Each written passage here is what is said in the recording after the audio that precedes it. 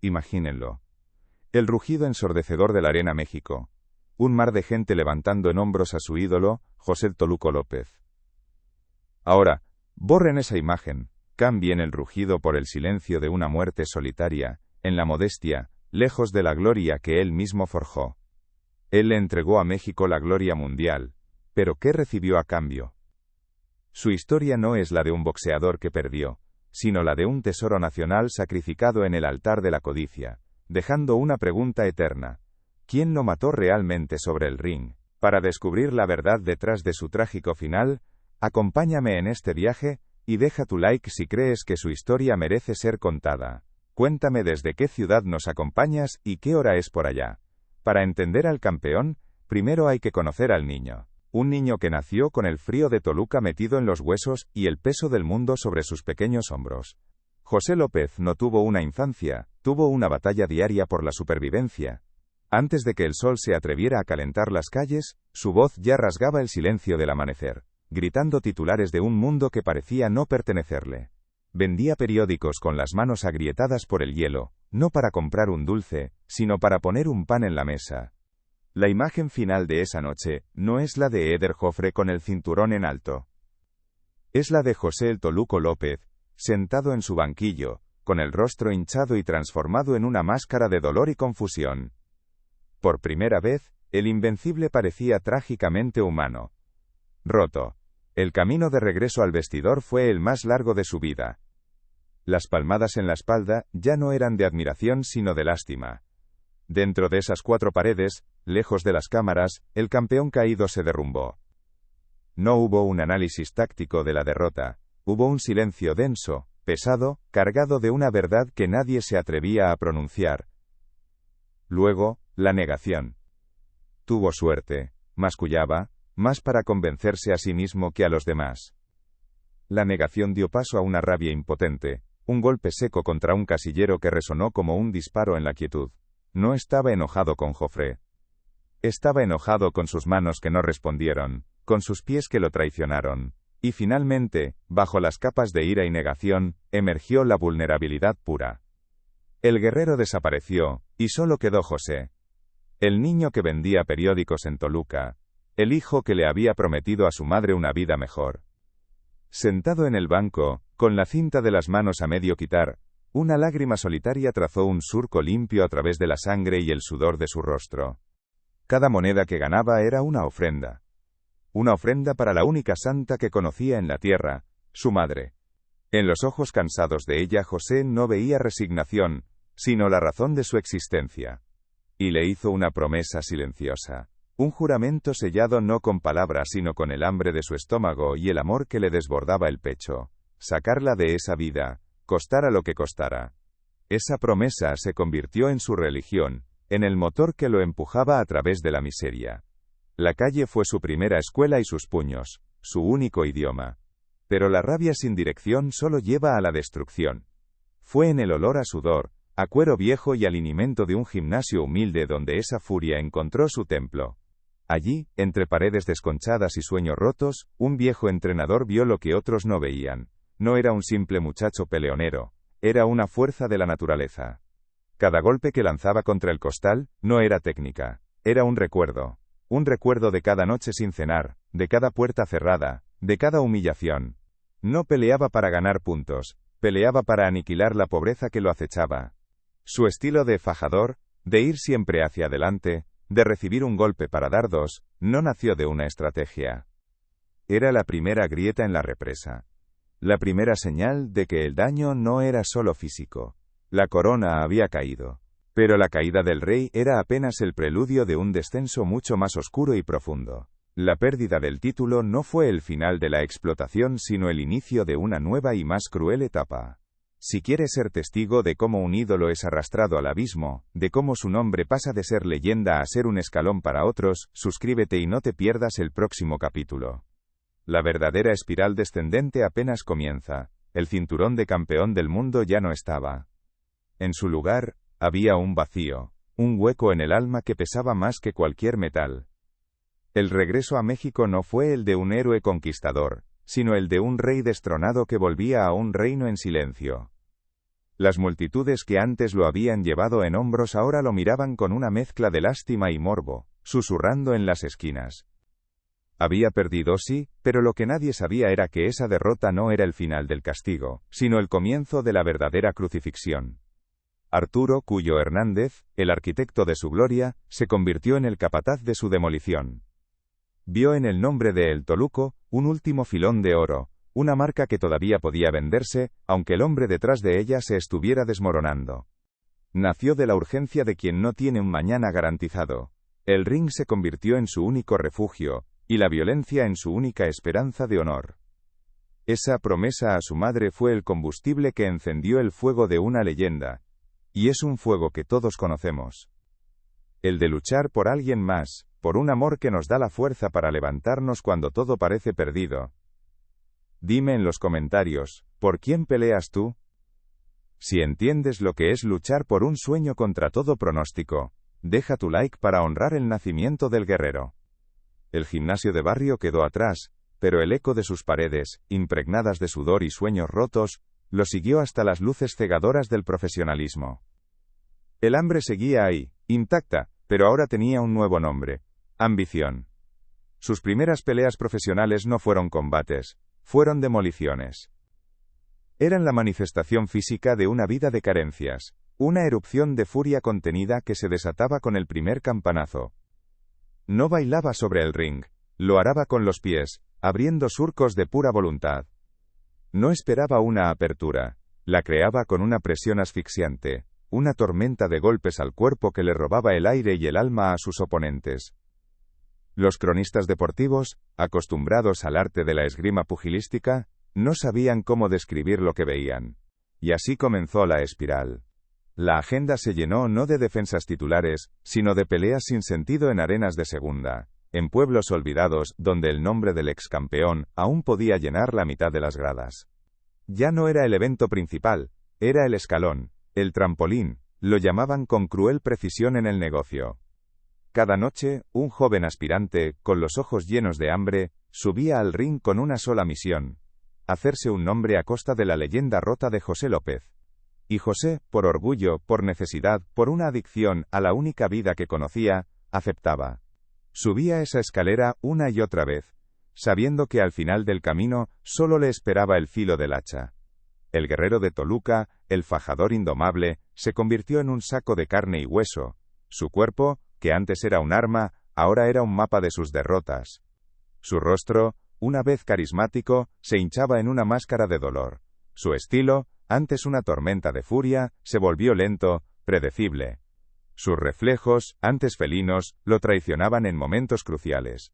Pero su corazón, ese maldito y valiente corazón mexicano, se negaba a rendirse. Se levantaba de la lona 1, 2, 3 veces, no por instinto de victoria, sino por pura memoria muscular, por la vergüenza de no morir en la raya. Sus rivales no enfrentaban a un boxeador, enfrentaban a una fuerza de la naturaleza, un vendaval de cuero y furia que no retrocedía, que no conocía la pausa, que solo entendía el lenguaje del avance implacable. Su defensa era su ataque, su estrategia era el castigo. Uno tras otro, los nombres en su camino se convertían en escalones. La escalera del ranking la subió a saltos, dejando un rastro de cuerpos caídos y reputaciones destrozadas. Su nombre, José López, comenzó a ser un murmullo, luego una advertencia y finalmente una leyenda en los gimnasios de todo el país. Y con la leyenda, nació el apodo que lo haría inmortal. Ya no era solo el muchacho de Toluca, era el Toluco, un estandarte de orgullo para una ciudad que veía en sus puños la reivindicación de su propia lucha. La noche en que peleó por el campeonato nacional, la Arena México no era un recinto deportivo, era un templo esperando la consagración de su nuevo dios. El aire estaba cargado de electricidad, del fervor de un pueblo que se veía reflejado en ese joven guerrero, y él no los decepcionó. Aquella pelea fue su obra maestra de brutalidad y corazón. Soportó un castigo que habría derrumbado a 10 hombres, solo para devolverlo con una ferocidad duplicada, alimentado por el rugido de miles de almas que gritaban su nombre. Y la gente, esa misma gente que lo había idolatrado, ahora pagaba por ver el espectáculo de su desintegración. Cada golpe que recibía era un aplauso, cada corte en su ceja, un grito de la multitud, Estaban pagando por ver cuánto castigo podía soportar el ídolo caído. El dinero, que una vez fluyó como un río, se convirtió en un goteo que apenas alcanzaba para pagar las deudas y las promesas rotas. Los amigos de campeonato, los que brindaban con champán en las noches de gloria, se desvanecieron como fantasmas. Solo quedaba el eco de sus risas en las habitaciones vacías de una casa que se sentía demasiado grande. Y en medio de esa soledad, los verdaderos enemigos comenzaron a manifestarse. No llevaban guantes ni subían al ring. Eran los demonios que vivían dentro de su cabeza. El daño neurológico, el peaje de cientos de rounds brutales, empezó a cobrar su factura. Sus manos, que habían sido martillos, ahora temblaban al sostener un vaso de agua. Sus palabras, antes fluidas y llenas de carisma, se enredaban, se perdían a mitad de una frase. Había momentos en los que se quedaba mirando un punto fijo, con los ojos vacíos, perdido en un laberinto dentro de su propia mente. Su madre lo veía. Veía al hijo que le había prometido el cielo regresar a casa cada noche, con un pedazo menos de alma. Cuando el referee levantó su mano, un estruendo sacudió los cimientos de la capital. México tenía a su nuevo campeón. Un héroe forjado en el polvo y la necesidad, uno que hablaba su mismo idioma de sacrificio y que no pedía permiso para tomar lo que la vida le había negado. Era el rey. El hijo pródigo de Toluca, el ídolo de la nación. El niño que vendía periódicos ahora era la noticia de primera plana. El rugido de la multitud era ensordecedor, pero en ese ruido ya se gestaba un silencio peligroso. La fama lo elevó, pero también lo puso en una jaula de oro, visible para los buitres que esperaban en las sombras. Su ascenso parecía no tener fin, pero toda corona tiene un peso, y la suya comenzaba a forjarse con el metal de la traición. Para descubrir cómo el ídolo del pueblo se convirtió en el producto de un sistema despiadado, suscríbete y acompáñanos en este viaje al corazón de la gloria y la tragedia. El campeonato nacional era solo el primer escalón hacia el cielo. Para un hombre forjado en la necesidad, la gloria de un país no era suficiente. Necesitaba el mundo. Y el mundo lo esperaba. La fecha estaba marcada en el calendario de la historia, 18 de octubre de 1959. Ya no le preguntaba por las peleas. Solo le curaba las heridas en silencio, con lágrimas que no se atrevía a derramar frente a él. Le preparaba su comida favorita, intentando nutrir un cuerpo que se consumía a sí mismo. Ella era el último testigo del sacrificio, la única que no veía al excampeón sino al niño que vendía periódicos en Toluca, cuyo único pecado fue tener un sueño demasiado grande, y un corazón demasiado valiente para un mundo tan cruel. Su dolor era el más profundo, porque ella entendía la verdad. Cada vez que su hijo subía al ring, no iba a pelear, iba a ofrecerse en sacrificio. El punto más bajo llegó en una noche húmeda y olvidada en alguna ciudad fronteriza. El oponente era un desconocido. La paga, una miseria. Desde el primer round, el Toluco fue superado. Cayó a la lona en el cuarto asalto, y por un segundo, el mundo se detuvo. Desde el suelo, vio las luces borrosas del techo, escuchó el murmullo indiferente del público. Y por primera vez, no quiso levantarse. El peso de la gloria perdida, de las promesas incumplidas, de la traición de su propio cuerpo, lo anclaba al suelo. Era el final. Pero entonces, vio el rostro de su madre en su mente. Y se levantó. El rival, José Becerra, un campeón formidable. El escenario, la mítica Arena México, un coliseo moderno donde los dioses del pugilismo se jugaban la inmortalidad. Esa noche, México no respiraba, contenía el aliento. En cada barrio, en cada cantina, en cada hogar humilde, las radios eran altares donde se rezaba por un milagro. El milagro tenía un nombre, el Toluco. Desde el primer campanazo, la pelea no fue una exhibición de técnica, fue una declaración de guerra. Becerra era un artista del ring, pero López era una fuerza de la naturaleza. No boxeaba, embestía. Cada golpe que recibía en el rostro era una ofrenda, cada gancho que lanzaba al cuerpo de su rival, una sentencia.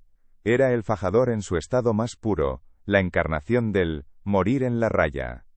No había un paso atrás, solo un avance ciego y brutal hacia la gloria, impulsado por el recuerdo de su madre y la promesa de una vida sin carencias. El público, enardecido, no veía a un atleta, veía el reflejo de sus propias luchas, de su propia resistencia. Gritaban su apodo como un mantra. un conjuro para invocar la victoria. Y la victoria llegó. No con la elegancia de un punto final, sino con el estruendo de un edificio que se derrumba. En el octavo asalto, una tormenta de cuero y voluntad se desató sobre Becerra, que finalmente se desplomó sobre la lona. No para ganar, sino para terminar de pie, como le había prometido. Perdió por decisión unánime, una derrota humillante y anónima. En el vestidor, frente a un espejo roto, no vio a un guerrero. Vio a un extraño con el rostro destrozado y los ojos sin vida. El orgullo nacional había sido explotado hasta la muerte, y él era el fantasma que quedaba. ¿Cuánto vale la gloria si el precio es tu propia alma? ¿Quién responde por un héroe cuando las luces se apagan y solo queda el dolor?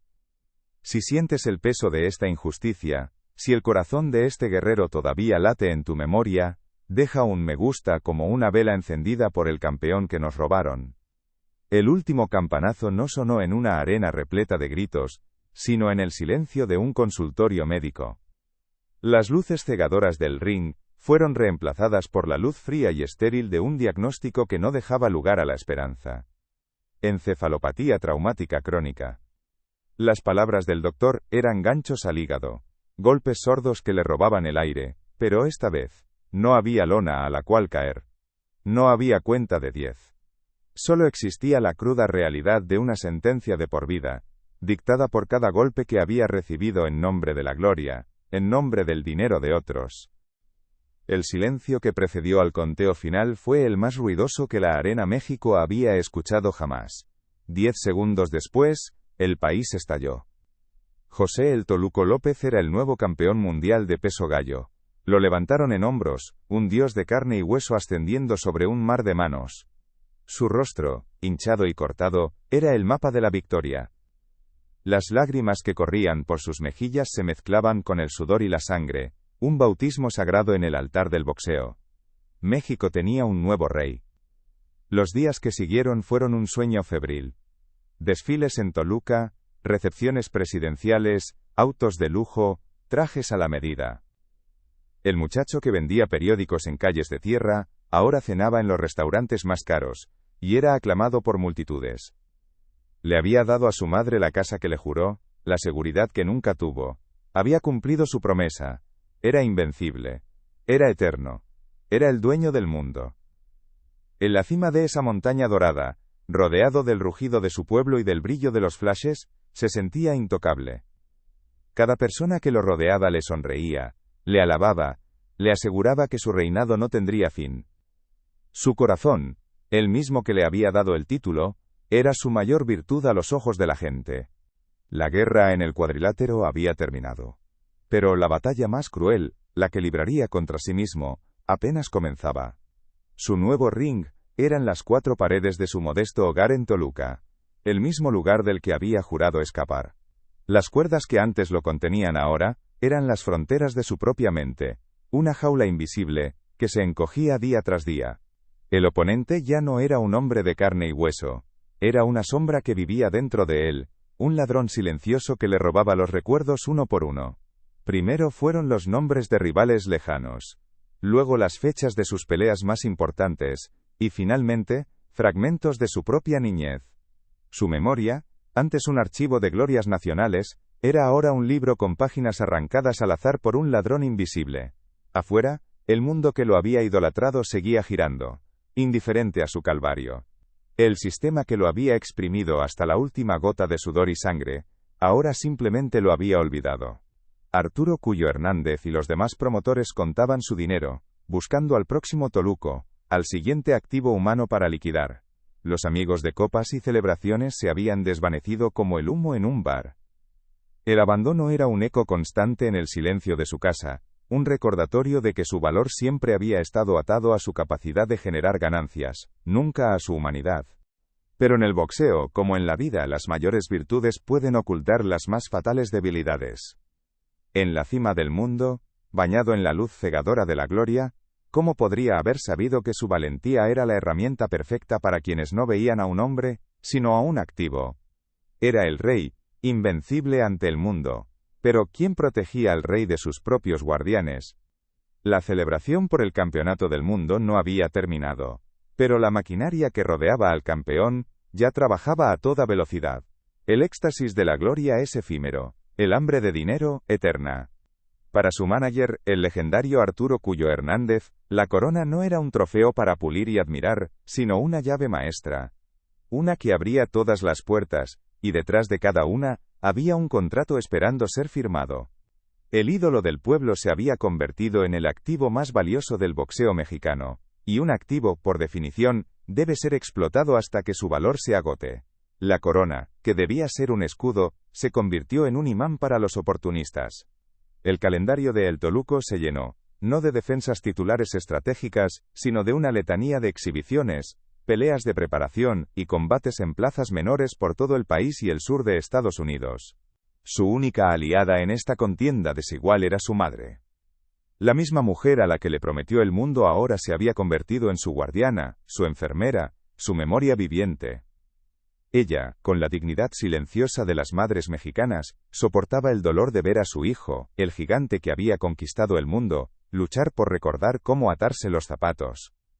Sus manos, que habían forjado un legado de acero, ahora temblaban al intentar sostener una taza de café. Su voz, que había rugido de coraje, ahora se enredaba en un murmullo confuso. Cada mañana, ella le ponía el escapulario de la Virgen de Guadalupe, no para protegerlo de los golpes de un rival, sino de los fantasmas que lo asaltaban en su propia cabeza. Era un ritual de fe contra la oscuridad, un acto de amor incondicional en medio de la ruina. Los días se convertían en una rutina de pequeñas batallas. Una victoria era recordar el nombre de un vecino. Una derrota era mirar su propio reflejo en el espejo y ver a un extraño. A veces, en momentos de terrible lucidez, se sentaba a ver las cintas de sus viejas peleas. En la pantalla, un joven invencible, un dios del ring, se movía con una ferocidad y una gracia que parecían imposibles. Cada pelea era una bolsa de dinero fácil, una oportunidad de capitalizar el nombre que sangraba para hacerse grande. Sobre el papel, eran victorias. En la realidad, cada una era una gota más en el vaso que pronto se derramaría. Ya no peleaba por la gloria, sino por obligación, por contratos que no entendía del todo, firmados con una sonrisa por hombres que le daban palmadas en la espalda mientras contaban los billetes. El cuerpo, esa armadura de acero forjada en la pobreza, comenzaba a sentir el peso del oro. Las cortadas tardaban más en cerrar.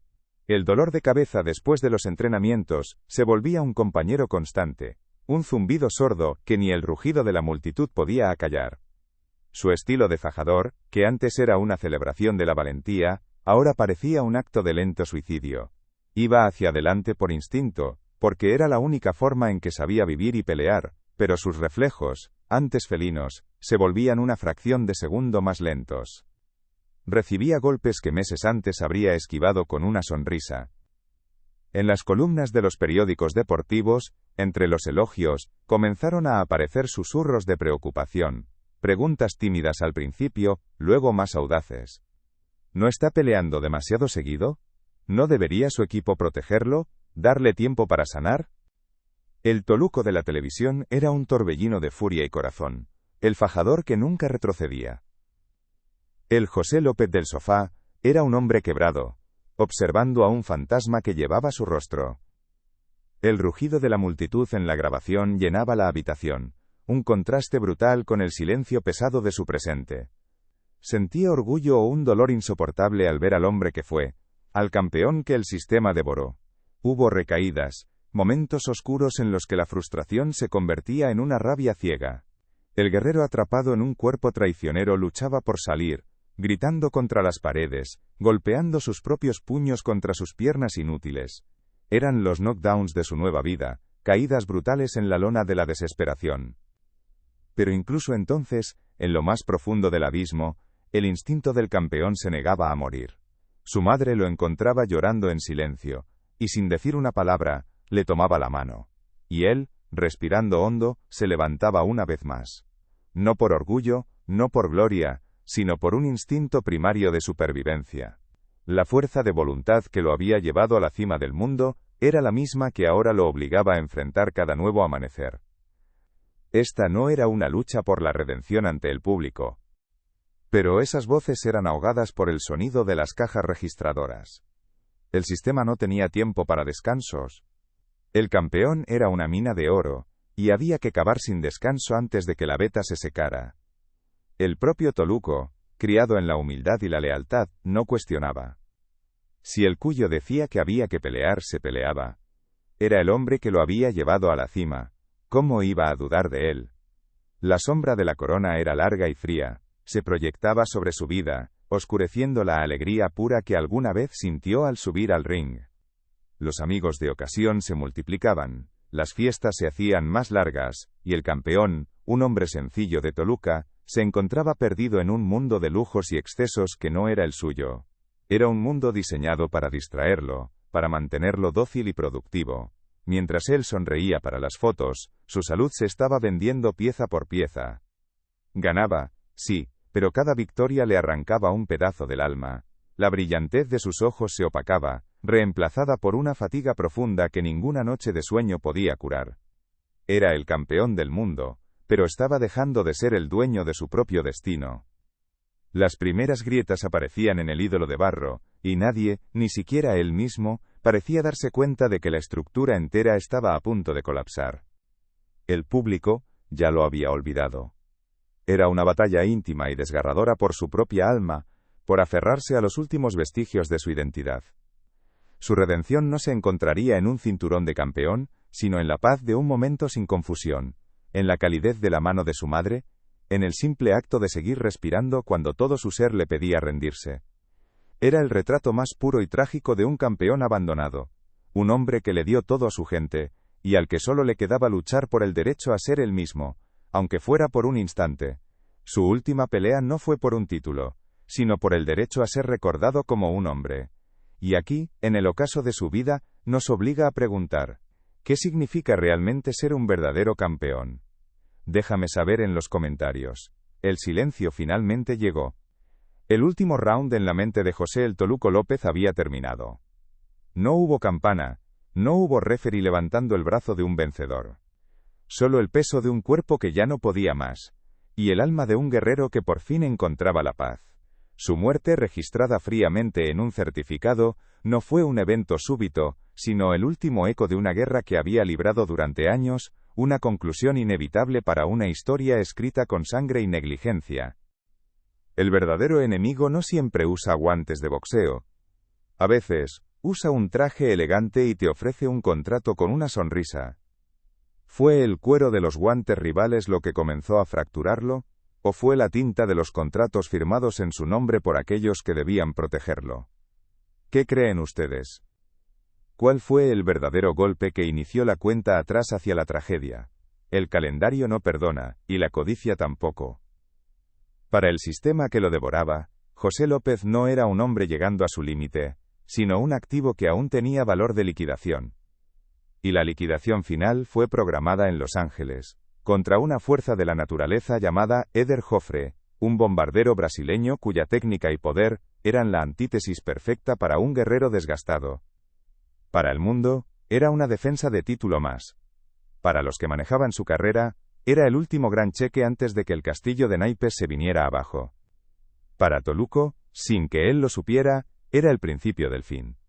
Aquella noche, el aire de California no olía a gloria, olía a sacrificio. Subió al ring como siempre, con el escapulario de la Virgen de Guadalupe pegado al pecho, buscando en ella la fuerza que su propio cuerpo ya no podía garantizarle. Y así, volvemos a la pregunta que ha flotado sobre esta crónica desde el principio. ¿Quién mató realmente a el Toluco López? La respuesta no se encuentra en el puño de un solo hombre. No fue Éder Joffre en aquella noche brutal, no fue un rival anónimo en una pelea de relleno. El verdadero asesino fue un sistema voraz. Una máquina de hacer dinero que devoraba a sus propios hijos. Lo mató la avaricia con nombre y apellido, Arturo Cuyo Hernández y todos los que vieron en su coraje un activo financiero. Lo mató el calendario inhumano que no le dio tiempo a sanar. Lo mataron las peleas innecesarias, aceptadas para exprimir hasta la última gota de su fama. Lo mató la indiferencia ante sus heridas visibles y sobre todo, ante las invisibles que se acumulaban en su cerebro. Cada firma en un contrato era un clavo más en su ataúd. Cada vez que lo empujaron a subir al ring, mermado y confundido, lo sentenciaron un poco más. No, el Toluco no murió de causas naturales, fue la víctima de un sacrificio prolongado en el altar de la codicia, un tesoro nacional que fue usado y desechado cuando ya no producía ganancias. Su legado entonces es una dualidad trágica. Por un lado es una advertencia sombría, un corrido escrito en sangre sobre el lado más oscuro del deporte que tanto amamos. La multitud rugía su nombre, el eco de un México que lo sentía como propio, un pedazo de la patria peleando en tierra extraña. Pero desde el primer campanazo, algo estaba terriblemente mal. El Toluco que todos conocían, esa tormenta de golpes que avanzaba sin tregua, no estaba allí. En su lugar había un fantasma, un eco de su antigua ferocidad.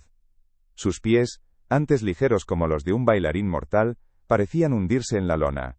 Los golpes que antes esquivaba con un movimiento de cintura, ahora lo encontraban con una precisión brutal, sacudiéndole el cráneo, nublando su visión.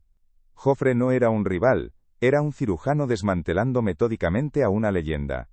Cada JB, cada gancho, no solo restaba puntos en la tarjeta de los jueces, arrancaba un pedazo del alma invencible de López. El público, que había llegado para ver a un dios, observaba en un silencio cada vez más denso la deconstrucción de un hombre.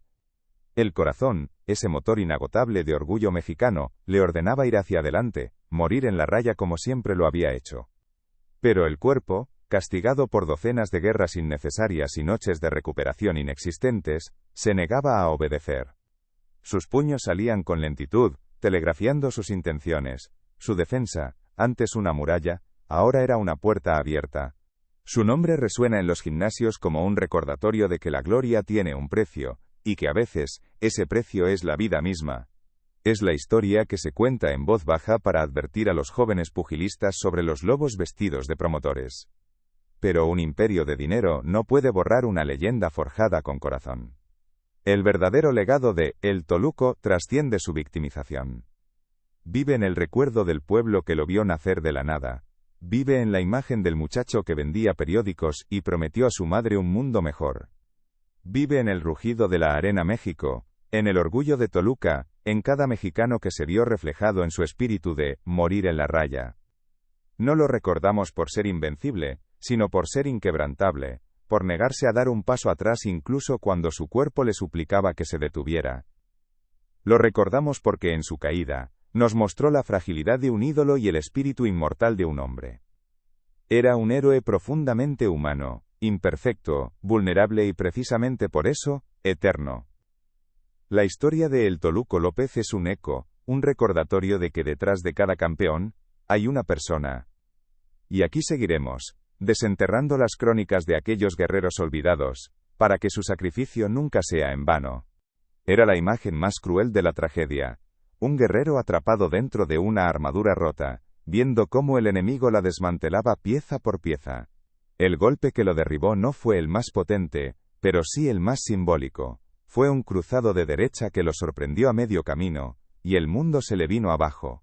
Cayó en cámara lenta, como un roble centenario finalmente vencido por el hacha. El silencio en la arena fue total, un vacío sepulcral roto únicamente por la voz del referee contando los segundos que marcaban el final de una era. 1, 2, 3. En la lona, José López no veía a Joffre, ni al referee. Veía el rostro de su madre, la promesa que le había hecho, el sueño que se desvanecía. Se levantó. Por supuesto que se levantó. El orgullo de Toluca no le permitiría quedarse en el suelo. Pero el hombre que se puso de pie, ya no era el campeón. Era un espectro, con la mirada perdida, moviéndose por puro instinto, por la memoria de lo que alguna vez fue. El final llegó poco después. El castigo era demasiado, la escena se había vuelto insoportable. La toalla no voló desde su esquina, porque para sus manejadores, incluso su sacrificio tenía un precio. Fue el referee quien, con un gesto de piedad, detuvo la masacre. Suscríbete y acompáñanos a honrar su memoria, porque cada leyenda merece ser contada.